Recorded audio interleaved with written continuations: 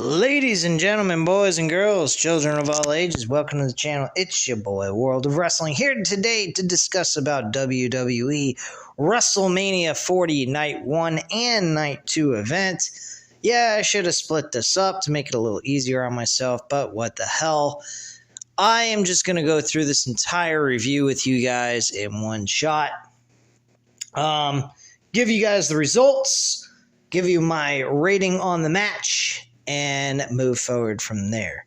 My basic overall feeling about WrestleMania Night 1 for WrestleMania 40 was Night 1 was weak. It really was. There was 4 good matches. The 4 good matches was the opener with the Women's World Championship match with Rhea Ripley and Becky Lynch.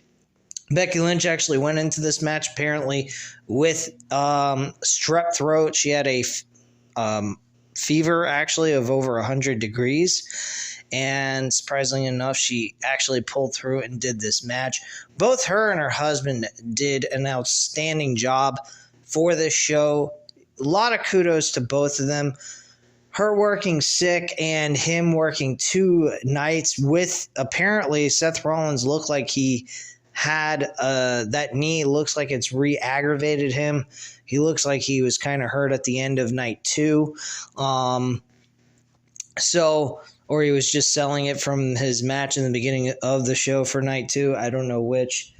But yeah, these two really put a lot of work in for WrestleMania Night 2, WrestleMania 40 altogether. So kudos to both of them for doing the hard work and what they did.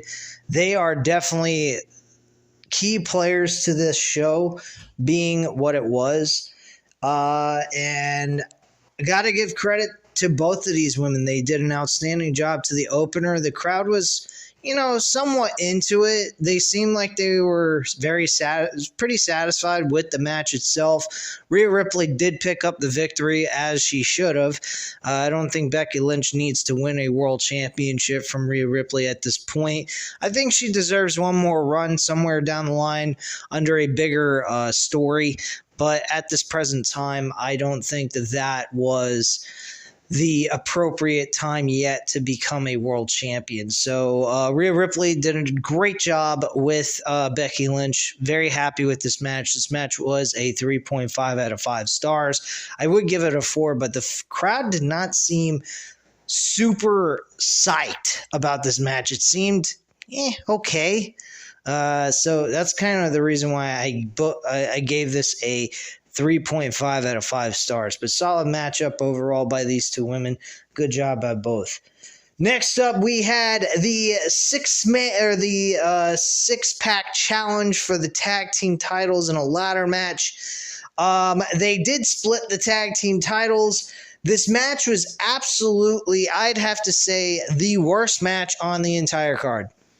The worst. Not maybe, I may be a little harsh here, but I was expecting an electrifying, exciting matchup, spot fest galore, and I was not impressed. I really wasn't. I'm going to give this a 2.5 out of 5 stars. The tag team titles were split. You had to win both at the same time. One team could win one pair of titles and the other team could win the other pair.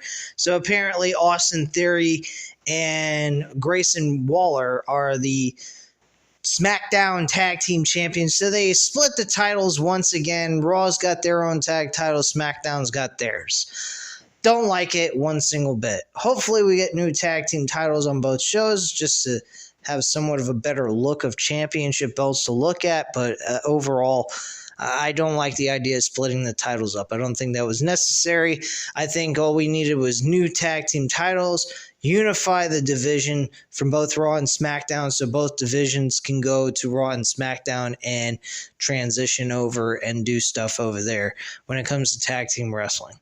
That's just my viewpoint on that. And they didn't have to do that all the time. They could have just do it when they saw fit, and it gave them a lot more flexibility to do so.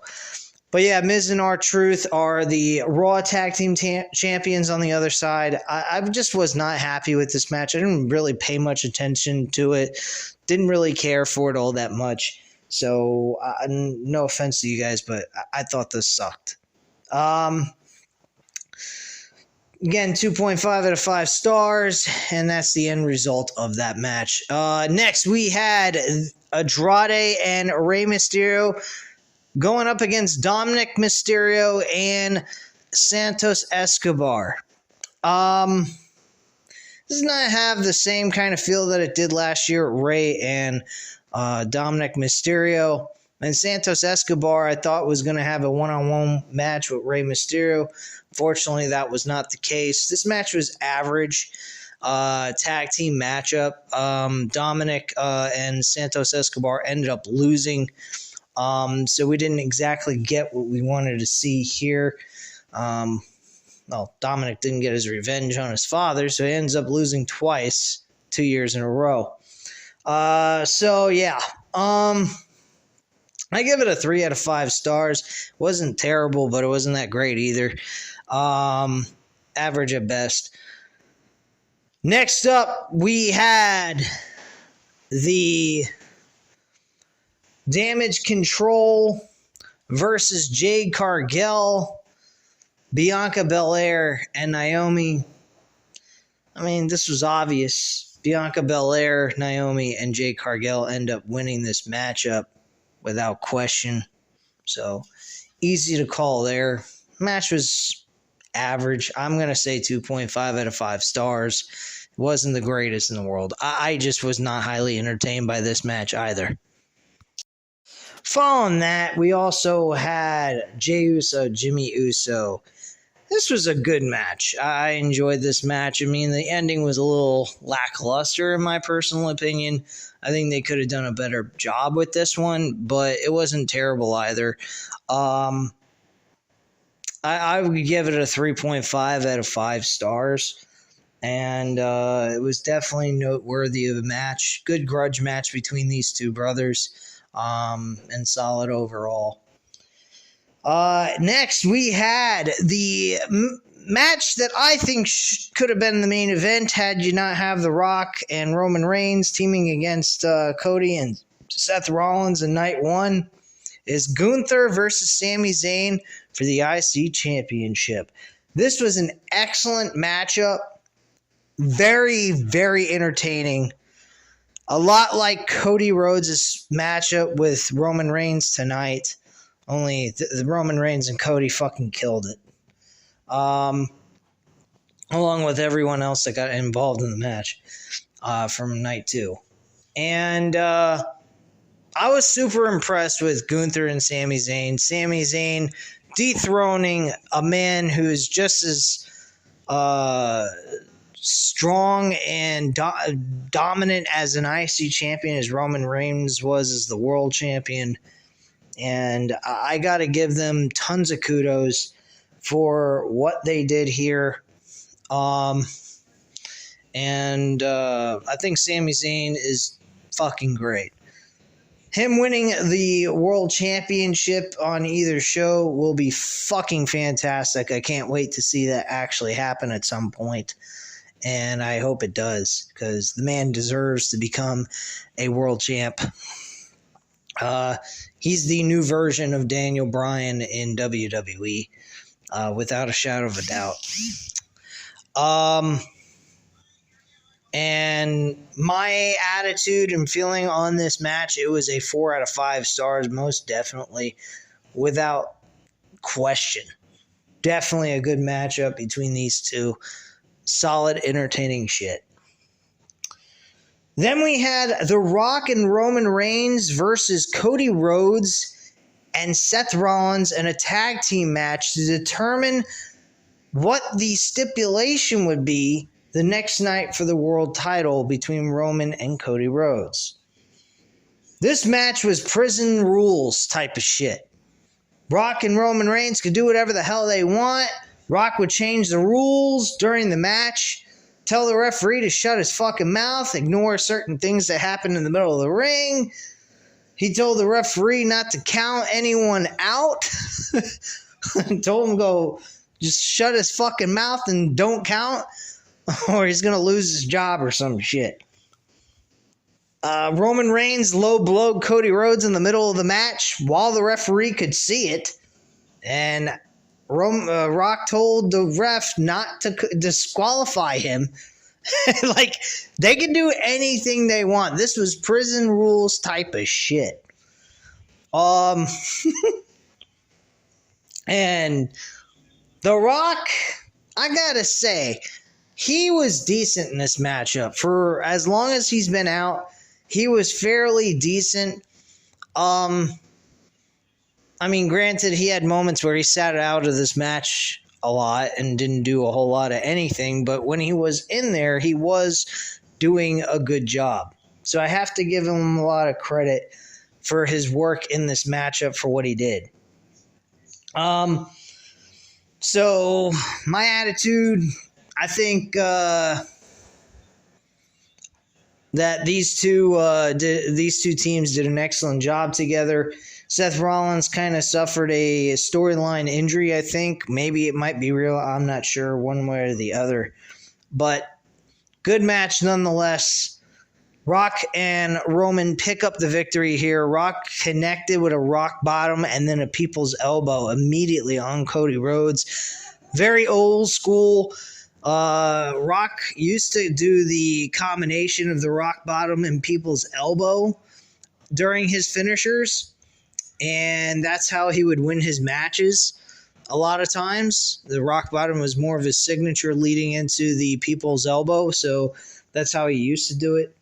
And he picks up the victory for the team, and that was it. He won. They won. It was actually almost an hour long, very long matchup. It's considered, I think, the second longest main event match in WWE Wrestlemania history. So, congratulations to them pulling off that amazing record. And that was that. Moving into night 2, we had Drew McIntyre going up against Seth Rollins for the World Heavyweight Championship to open up the show. And Seth Rollins ends up losing to Drew McIntyre, just the way I think he should have. He was very distracted by CM Punk a lot of times during this match, which was quite shocking. Well, not really, because he has a storyline with him. But he ends up winning the match, and unfortunately, after he wins the matchup, he's all talking all kinds of shit on CM Punk. CM Punk had enough. He took off the brace on his arm and walloped Drew McIntyre in the head, knocked him on his ass, and then Damian Priest cashed in on Drew McIntyre, and Drew McIntyre ended up winning in front of a crowd and then losing the world title in less than 5 minutes in front of a crowd with the South of Heaven connection on Drew McIntyre after he was hit in the head with the briefcase, and got the pinfall for the 1, 2, 3. Damian Priest is your new World Heavyweight Champion. And I mean, it was coming. I thought maybe Drew McIntyre was going to have a run with this title, but unfortunately that was not the case. I don't know if that means he's going away and he's disappearing for good, because there's no world championship on his shoulder anymore, and CM Punk and him have issues with each other. So I'd have figured CM Punk would have been able to take the title off of Drew McIntyre at SummerSlam or something like that and become the new world champion. And unfortunately, that is not going to happen at all. So that is what took place there. My rating on that match was a 4 out of 5 stars. Crowd was heavily into this matchup. This match, I will have to say, too many Claymore kicks, curb stomps, finishing maneuvers that were kicked out of. It devalued the maneuver way too much. It reminded me of a lot of Rock and John Cena one-on-one at WrestleMania 29, I believe it was. So, yeah, I did not like that. I thought that was kind of a, letdown, what they were doing there. But the match itself was excellent. Very entertaining opener to the show.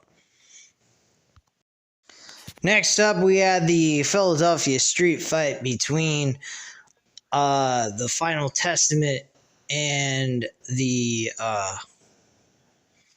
Bobby Lashley, the Pride actually is what they're called. Bobby Lashley and the Street Profits in a 6-man street fight match. This match was whatever. I mean, wasn't all that special. Final Testament lose again. They seem like jobbers. Nothing important here. Who gives a fuck? I don't care. And they lost. So I don't give two flying shits about the Final Testament anymore. Karrion Kross and the Authors of Pain. Take Authors of Pain away from Karrion Kross, and I think they'll be fine. I think this is an absolute fucking joke. I mean, they put these three together, they look promising, and then they make them lose to the Pride, and I think that was absolutely dreadful. I think Karrion Kross and his group should have won, and instead they make them lose. I didn't particularly like that. I thought that was a letdown, big time letdown overall, and I just did not agree with the decision on booking the match the way they did. And it just looks like the Final Testament are a bunch of jobbers, and that's all there is to it.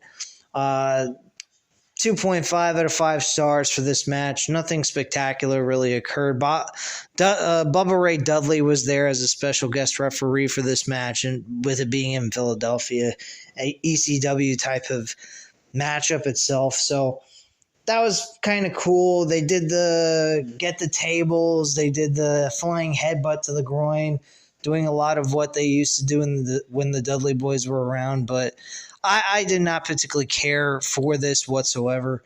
So, yeah, I wasn't a huge fan of this match at all. Next up, we had LA Knight and AJ Styles in this good grudge match. Similar type of style of a matchup that Jimmy and Jay put together. This was kind of similar with a little bit more intrigue to it based on their interactions with each other, how they led up to this WrestleMania. They really did a lot of like back and forth, screwing each other over, beating each other up in front of AJ Styles' home, things of that sort. So it was pretty interesting. The match itself was good. Very solid, entertaining matchup. I'd give it a 3.5 out of 5 stars, and the LA Knight walk away with the victory here. As expected, I did not expect LA Knight to lose his very first WrestleMania match against AJ Styles. I mean, AJ Styles did lose in his first WrestleMania to Chris Jericho, but this is not the same WWE we're used to, so thank God for that. LA Knight wins 3.5 out of 5 stars. A very solid, entertaining shit here. Very enjoyable matchup for what it was. And now we move on to the next match. The next match on the card, I believe, was... I think I'm missing a match here. Oh, yeah, it was the triple threat match for the United States Championship with Logan Paul and Kevin Owens and Randy Orton. I was a bit disappointed with the end result. I was hoping that maybe Randy Orton or Kevin Owens was going to walk away with the victory. Fortunately, Logan Paul ends up winning the match, but winning the match pretty much clean. The two of them, Kevin Owens and Randy Orton, were fighting each other while Logan Paul was out, kind of knocked out during the match, and he took advantage and got his finishing maneuver in and got the 1-2-3 with a little help from his friend, who was dressed up in a Prime Energy drink costume, which I think was absolutely fucking ridiculous. Thankfully, Randy Orton put an end to him during that match with an RKO on top of the announce table. So, kudos to them on that. I'm going to say this match was a 3.5 out of 5 stars as well. Very solid, okay, decent matchup. I don't think this was a terrible match by any means, but it wasn't great either. But it was a solid filler in the mid card of the show. So I'll give them kudos for what they had to do here in this matchup. Next up, we had the co-main event of the evening for night 2, and that was Bayley versus Io Sky for the WWE Women's Championship. This match was a solid, entertaining fucking match. I absolutely loved this match. Bayley picks up the victory, becomes the new women's world champion or women's champion on SmackDown. And I am extremely happy for Bayley. She finally got a big W at a WrestleMania event. I don't think she ever won the women's championship at WrestleMania itself.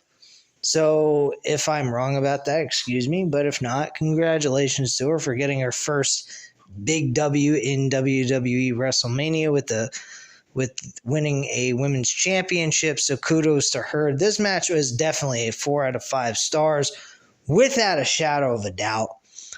And then the main event. The fucking main event of the evening for the WWE Undisputed Championship. I'm not saying Universal Championship. Fuck that shit. We had a hell of a fucking match happen here on this show. This World Championship main event match was unfucking believable. Roman and Cody put on a hell of a show. The people that were involved in this match, when the match first started, it was working out well. If you didn't have any outside interferences, it would have been a great match nonetheless. But the added on bonuses of all the extra people that got involved in this match was superb. I mean, absolutely superb move by WWE to do this. I think they did an outstanding job doing this idea, and it went over well for me. I absolutely loved this. They had Jimmy kick Cody in the face. Jay came out. They had a brawl on top of the ramp, and then Jay speared Jimmy off the ramp through a table. Unfucking real. Got me screaming at the top of my lungs. Thought my wife was going to lose her fucking mind. I thought I was losing my mind or something, I should say. And then from there, we move forward with Solo Sikoa. Solo Sikoa goes ahead and reenacts what he did at WrestleMania 39. He does the Samoan spike to Cody to the throat. Then they try to do a spear and a Samoan spike at the same time. He kicks out of the maneuver. So Cody kicks out.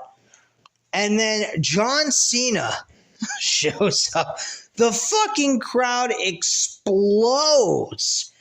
And I mean erupts when they hear this. John Cena comes down. He beats the shit out of Solo Sikoa, gets his revenge, does the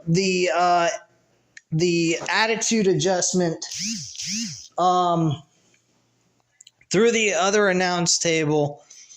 And then we had whatchamacallit? I lost track of what I was going to say. Then we had The Rock show up. Holy fuck. The Rock shows up during this match, and John Cena's like, oh shit. That was the look John Cena put on his face. He's like, oh shit. And they have like a 5-minute holy shit chant going on during this match. The crowd can't believe it. The Rock and John Cena are looking left and right at the crowds. And then John Cena tries to go ahead and attack The Rock, and The Rock counters with the rock bottom to John Cena. And then as we're going ahead and seeing Rock pick up grab his belt, we hear the Shield's music play. Seth Rollins shows up, but Seth Rollins' interference in this match wasn't all that much of a big deal outside of the minor distraction it gave for Cody to get enough time for the fucking Undertaker to show up because Roman speared Seth Rollins. And then the Undertaker shows up. You hear the dong go off, the lights go black. He appears in the ring. He choke slams The Rock. The crowd fucking has a nervous breakdown. I'm screaming at the top of my lungs again from this shit. I'm like, what the fucking Rock? Or The Undertaker? What the hell is wrong with me? The Undertaker? Are you fucking kidding me? And I think that was just a alternative to Stone Cold Steve Austin. I think Steve Austin was not making the show, so they went with a switch and decided to, pivot to The Undertaker and use him in this as a way of counteracting of not being able to get Steve Austin in this. I mean, The Rock and The Undertaker do have some history, but not anything as prominent as The Rock and Austin. So Austin showing up would have made a lot more sense than The Undertaker. I mean, granted, The Rock and Undertaker do have a little history with each other. They both have had a couple of matches together, and they're pretty much even. I think The Undertaker beat The Rock once at King of the Ring of 1999, and then The Rock beat The Undertaker at No Way Out in 2002. And I think that's about the only major matches that they built up together that even occurred on a pay-per-view, one-on-one. So I don't think The Rock has too much history with The Undertaker that we can really sink our teeth into, but just to see The Undertaker show up and fucking screw The Rock over of helping his cousin retain the title was absolutely fucking insane. Following that, Cody just connected with 3 crossroads and picked up the victory. 1, 2, 3, and that was the end of a spectacular and entertaining fucking match. Roman was great in this match with his interactions. Paul Heyman was great when he saw the title slipping away out of Roman Reigns' hands. And I just absolutely loved everything they did here. This was heartfelt, amazing content. Great matchup between these two guys. And an absolutely fairy tale ending of a match. I give credit for The Rock's ability to put his ego aside, let Cody finish his story. Roman giving him one of the best matches Cody could possibly ask for outside of his matches he had with Seth Rollins. And I just am very, very impressed with everything that occurred during this match. I think Night 2 is a far better show than Night 1 was. Night 1 was a fucking drag, really. It wasn't terrible, but it was a drag to sit through. It felt very old school WWE Vince McMahon type of shit. I mean, it wasn't terrible to a certain extent. There was some good things in it, but Night 2 was a hell of a lot better improvement than Night 1. And we got a show that we really, really could enjoy. And I got to give them a lot of credit. Everyone that was involved in this did a great job with this main event. And kudos to everybody. Kudos to Cody Rhodes. I'm happy for him that he finally got his big win. They ended it with a big giant splash. Now let's see where they go from here. What are they going to do? What major story are they going to build up now? That is what the big question is. This feels a lot like Daniel Bryan. Are we going to get to a bigger story? Are we going to continue the great story that we were telling with Cody Rhodes as a champion now? What are we going to do? That is the big question. Can't wait to see Monday Night Raw, see where they go from here. What are they going to continue with this story now that he is the WWE Undisputed Champion? This should be a fucking fun ride. Wonder what the Rock and Roman situation is going to be like tomorrow. If we even see anything, we might see that on SmackDown. They might save it for that. And then on Raw, they have the whole, give us all the answers we're probably looking for on what we're going forward from here with Cody Rhodes as the WWE Undisputed Champion. But again, guys, great show, great main event.